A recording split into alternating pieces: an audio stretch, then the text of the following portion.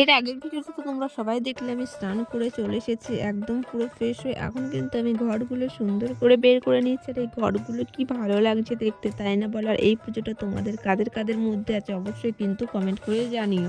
জানি তোমরা এখন বলবে এই পুজোটা তো বেশ কিছুদিন হয়ে গেছে, সেটা আমি অবশ্যই জানি বেশ কিছুদিন হয়ে গেছে। ওই যে বললাম আমি একটু লেটু, সেই জন্য লেটে আমি সবকিছু করি। বেশ কিছুদিন আমি আগে ফেসবুক, ইউটিউব সমস্ত কিছু থেকে কিন্তু দূরে ছিলাম, সেটা তো তোমাদের আগের পার্টেই আমি বলেছি।